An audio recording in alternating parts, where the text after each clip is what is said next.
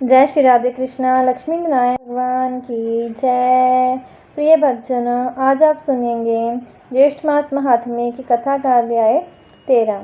आज के अध्याय में आप जानेंगे एक वैश्य तथा ब्राह्मण की कथा, सूर्य मंदिर में पुराण वाचन एवं भगवान सूर्य को स्नान आदि कराने के फल का वर्णन।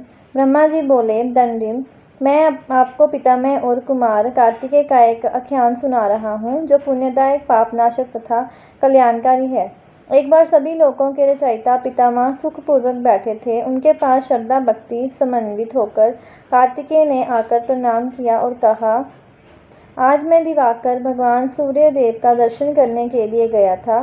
प्रदक्षिणा करके मैंने उनकी पूजा की तथा परम भक्ति और श्रद्धा से मस्तक झुकाकर उन्हें प्रणाम किया और वहीं बैठ गया। वहां मैंने एक महान आश्चर्य की बात देखी। स्वर्ण जटित छोटी छोटी घंटियों से युक्त श्रेष्ठ वैदुर्य आदि मणियों एवं मुक्ताओं से सुशोभित विचित्र विमान से आ रहे एक पुरुष को देखकर भगवान दिवाकर सहसा आसन से उठ खड़े हुए। उन्होंने सामने आए हुए इस पुरुष को अपने दाहिने हाथ से पकड़ कर अपने सामने बिठाया और उसके सिर को सूंघा तथा उसका पूजन किया। इसके बाद पास में बैठे हुए उस पुरुष से भगवान सूर्य ने कहा, हे भद्र, आपका स्वागत है। आपका हम सब पर बड़ा प्रेम है। आपने बहुत आनंद दिया। जब तक वहाँ प्रलय नहीं होता तब तक आप मेरे पास ही रहें। उसके बाद उस स्थान को जाएं जहाँ ब्रह्मा स्वयं स्थित है। इसी बीच भगवान सूर्य के सामने एक श्रेष्ठ विमान पर आसीन दूसरा पुरुष आया। उसका भी सूर्य भगवान ने उस प्रकार आदर किया और उसे भी विनम्र भाव से वहीं बिठाया। देव शार्दुल भगवान सूर्य के द्वारा की गई उन दोनों की पूजा देखकर मेरे मन में बड़ा कौतूहल उत्पन्न हो गया। इसलिए मैंने भगवान भास्कर से पूछा, देव, पहले जो ये मनुष्य आपके पास आया है और जिसे आपने अधिक संतुष्ट किया है, इससे कौन सा ऐसा पुण्य कर्म किया है जो इसकी आपने स्वयं ही पूजा की है? इस विषय को लेकर मेरे हृदय में विशेष रूप से कौतूहल उत्पन्न हो गया है। उसी प्रकार से आपने दूसरे मनुष्य की भी पूजा की है जो दोनों सब प्रकार के पुण्य कर्म करने वाले उत्तम जनों से भी श्रेष्ठ मनुष्य है। आप तो सदा ब्रह्मा, विष्णु तथा शिव आदि देवताओं के द्वारा भी अर्जित पूजित होते हैं। फिर आपके द्वारा ये दोनों किस कारण पूजित हुए? देवेश, मुझे आप इसका रहस्य बताएं। तब भगवान सूर्य कहने लगे, महामती, आपने इनके कर्मों के विषय में बहुत अच्छी बात पूछी है। जिस कारण से ये मेरे पास आए हैं उसे आप श्रवण करें। पृथ्वी तल पर अयोध्या नाम की एक प्रसिद्ध नगरी है जो मेरे अंश से उत्पन्न राजाओं द्वारा अभिरक्षित है। उस अयोध्या नामक नगरी में धनपाल नाम का एक श्रेष्ठ वैश्य रहता था। उस पुरी में उसने एक दिव्य सूर्य मंदिर बनवाया और बहुत से श्रेष्ठ ब्राह्मणों को बुलाकर उनकी पूजा की। इतिहास पुराण के वाचकों की विशेष रूप से पूजा की और उनसे पुराण श्रवण कराने की प्रार्थना की तथा कहा, हे द्विजश्रेष्ठ, इस मंदिर में ये चारों वर्णों का समूह पुराण श्रवण करने का इच्छुक है, इसलिए आप पुराण श्रवण कराएं जिससे भगवान सूर्य मेरे लिए 7 जन्म तक वर देने वाले हों। आप 1 वर्ष तक मेरी दी हुई वृत्ति को ग्रहण करें। उन्होंने वैश्य धनपाल के आग्रह को स्वीकार कर लिया, परंतु 6 मास में ही वैश्य धनपाल काल धर्म को प्राप्त हो गया। कुमार, वही ये वैश्य है। मैंने इसी को लाने के लिए विमान भेजा था। पुण्य आख्यान को कहने या सुनने से जो फल एवं दृष्टि प्राप्त होती है, ये उसी का फल है। गंध, पुष्प और उपचारों से पूजन करने पर मेरे हृदय में वैसी प्रसन्नता उत्पन्न नहीं होती जैसी पुराण सुनने से होती है। कुमार, गोस्वर्ण तथा स्वर्ण जड़ित वस्त्रों, गांवों और नगरों का दान करने से मुझे इतनी प्रसन्नता नहीं होती जितनी प्रसन्नता इतिहास पुराण सुनाने से होती है। मुझे अनेक खाद्य पदार्थों द्वारा किए गए श्राद्धों से वैसी प्रसन्नता नहीं होती जैसी पुराण वाचन से होती है। सूर्यश्रेष्ठ, इससे अधिक और क्या कहूँ? इस रहस्य युक्त पवित्र आख्यान के वाचन के बिना मुझे अन्य कुछ भी प्रिय नहीं है। नरोत्तम, ये जो दूसरा ब्राह्मण जहाँ आया है, यह भी उसी श्रेष्ठ अयोध्या नगरी में उत्तम कुल का ब्राह्मण था। एक बार यह परम श्रद्धा भक्ति से सम्मानित होकर धर्म की उत्तम कथा को सुनने के लिए गया था। वहाँ पर उसने भक्तिपूर्वक उत्तम पवित्र आख्यान को सुनकर उन महात्मा वाचक कृपया दक्षिणा की। इसके बाद यह ब्राह्मण उस परम तेजस्वी वाचक को दक्षिणा में 1 मास स्वर्ण दान देकर परम आनंदित हुआ। यही इसका पुण्य है। यो जे मेरे द्वारा सम्मानित हुआ है। ये उसी पुण्य कर्म का परिणाम है। श्रद्धा भक्ति समन्वित जो व्यक्ति वाचक की पूजा करता है, उसी से मैं भी पूजित हो जाता हूँ। जो मनुष्य अच्छे से अच्छे भोज्य पदार्थों के द्वारा वाचक को परितृप्त करता है, उसी से मेरी भी संतुष्टि हो जाती है। मेरी संतानें जम, यमी, शनि, मनु तथा तृप्ति मुझे उतने प्रिय नहीं जितना मुझे कथावाचक प्रिय है। वाचक के प्रसन्न होने पर सभी देवता प्रसन्न हो जाते हैं, इसमें कोई संदेह नहीं, क्योंकि हे देव सेनापति, सबसे पहले संसार के द्वारा पूज्य जो मेरा मुख था, उसी मुख के से संसार का कल्याण करने के निमित्त सभी इतिहास, पुराण आदि ग्रंथ प्रकट हुए। महामते, मुझे पुराण वेदों से भी अधिक प्रिय है, जो श्रद्धा भाव से नित्य इन्हें सुनते हैं और वाचक को वृत्ति प्रदान करते हैं, वे परम पद प्राप्त करते हैं। सुवृत्त धर्म, अर्थ, काम तथा मोक्ष पुरुषार्थ चतुष्ट की उत्तम व्याख्या के लिए मैंने ये इतिहास पुराण बनाए हैं। वेदों का अर्थ है अत्यंत दुर्गे है। अतः महामते, इनको जानने के लिए ही मैंने इतिहास पुराणों की रचना की है।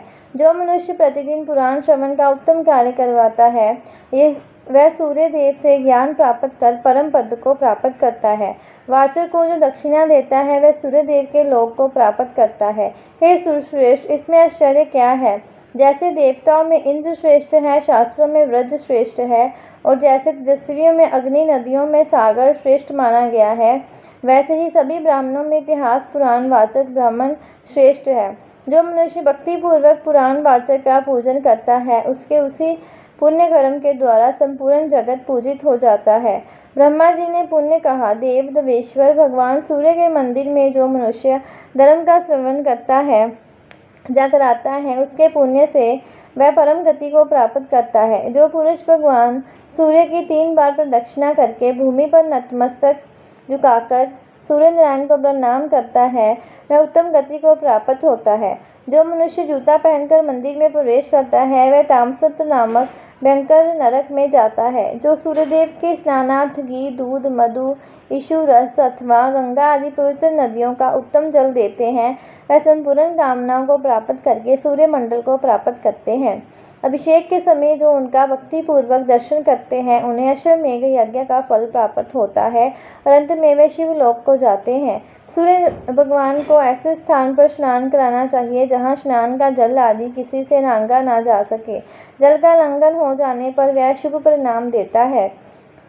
अब जानिए सूर्य मंदिर के निर्माण के फल का वर्णन। ब्रह्मा जी ने कहा, हे वासुदेव, जो मनुष्य मिट्टी, लकड़ी अथवा पत्थर से भगवान सूर्य के मंदिर का निर्माण करवाता है, वह प्रतिदिन किए गए यज्ञ के फल को प्राप्त करता है। भगवान सूर्यनारायण का मंदिर बनवाने पर वह अपने कुल की 100 आगे और 100 पीछे की पीढ़ियों को सूर्यलोक प्राप्त करा देता है। सूर्यदेव के मंदिर का निर्माण कार्य प्रारंभ करते ही 7 जन्मों में किया गया जो थोड़ा अथवा बहुत पाप है, वह भी नष्ट हो जाता है। मंदिर में सूर्य की मूर्ति को स्थापित करके मनुष्य कृतकृत हो जाता है और उसे दोष फल की प्राप्ति नहीं होती, अथवा अपने आगे और पीछे के कुलों का उद्धार कर देता है। इस विषय में प्रजाओं को अनुशासित करने वाला यम ने पाषदंड से युक्त अपने किंकरों से पहले ही कहा है कि मेरे इस आदेश का यथोचित पालन करते हुए तुम लोग संसार में विचरण करो। कोई भी प्राणी तुम लोगों की आज्ञा का उल्लंघन नहीं कर सकेगा। संसार के मूलभूत भगवान सूर्य की उपासना करने वाले लोगों को तुम लोग छोड़ देना, क्योंकि उनके लिए ये स्थान नहीं है। संसार में जो सूर्य भक्त है और जिनका हृदय उन्हीं में लगा हुआ है, ऐसे लोग जो सूर्य की सदा पूजा किया करते हैं, उन्हें दूर से ही छोड़ देना। बैठते, सोते, चलते, उठते और गिरते पड़ते जो मनुष्य भगवान सूर्यदेव का नाम संकीर्तन करता है, वह भी हमारे लिए बहुत दूर से ही त्याज्य है। जो भगवान भास्कर के लिए नित्य नैमित्तिक यज्ञ करते हैं, उन्हें तुम लोग दृष्टि उठाकर भी मत देखना। यदि तुम लोग ऐसा करोगे तो तुम लोगों की गति रुक जाएगी। जो पुष्प, धूप, सुगंध और सुंदर सुंदर वस्त्रों के द्वारा उनकी पूजा करते हैं, उन्हें भी तुम लोग मत पकड़ना, क्योंकि वह मेरे पिता के मित्र या आश्रित जन है। सूर्यनारायण के मंदिर में उपलेपन तथा सफाई करने वाले जो लोग हैं, उनके भी कुल की 3 पीढ़ियों को छोड़ देना। जिसने सूर्य मंदिर का निर्माण कराया है, उसके कुल में उत्पन्न हुआ पुरुष भी तुम लोगों के द्वारा बुरी दृष्टि से देखने योग्य नहीं हैं। जिन भगवत भक्तों ने मेरे पिताजी की सुंदर अर्चना की है, उन मनुष्यों को तथा उनके कुल को भी तुम सदा दूर से ही त्याग देना। महात्मे, धर्मराज जम के द्वारा ऐसा आदेश दिए जाने पर भी एक बार भूल से जम किंकर उनके आदेश का उल्लंघन करके राजा सत्राजित के पास चले गए, परंतु सूर्य भक्त सत्राजित के तेज से वह सभी यम के सेवक मूर्छित होकर पृथ्वी पर वैसे ही गिर पड़े जैसे मूर्छित पक्षी पर्वत पर से भूमि पर गिर पड़ता है। इस प्रकार जो भक्त भगवान सूर्य के मंदिर का निर्माण करता और कराता है, वह समस्त यज्ञों को संपन्न कर लेता है, क्योंकि भगवान सूर्य स्वयं ही संपूर्ण यज्ञ में है। ब्रह्मा जी बोले, सूर्य की प्रतिष्ठित प्रतिमा को जो घी से स्नान कराता है, वह अपनी सभी मनोकामनाएं प्राप्त कर लेता है। कृष्ण पक्ष की अष्टमी के दिन सूर्य भगवान को जो घी से स्नान कराता है, उसे सभी पापों से छुटकारा प्राप्त होता है। सप्तमी अथवा षष्ठी के दिन सूर्य नारायण को गाय के घी से स्नान कराने से सभी पातक दूर हो जाते हैं। संध्या काल में घी से स्नान कराते पर जो तो ज्ञात अज्ञात संपूर्ण पाप दूर हो जाते हैं। सूर्य नारायण सर्वयज्ञ रूप है और समस्त हव्य पदार्थों में घी ही उत्तम पदार्थ है, इसलिए उन दोनों का संगम होते ही सभी पाप नष्ट हो जाते हैं। सूर्य को दूध से स्नान कराने वाला मनुष्य 7 जन्मों तक सुखी, रोग रहित और रूपवान होता है और अंत में दिव्य लोक में निवास करता है। जैसे दूध स्वच्छ होता है और रोग आदि से मुक्ति देने वाले हैं, वैसे ही दूध से स्नान कराने पर अज्ञान हटकर निर्मल ज्ञान प्राप्त होता है। दूध के स्नान से भगवान सूर्य प्रसन्न होकर सभी ग्रहों को अनुकूल करते हैं तथा सभी लोगों को पुष्टि और प्रति प्रदान करते हैं। घी और दूध से तिन्नी विनाशक देवेश सूर्य देव को स्नान कराने पर उनकी दृष्टि मात्र पड़ते ही मनुष्य सबका प्रिय हो जाता है।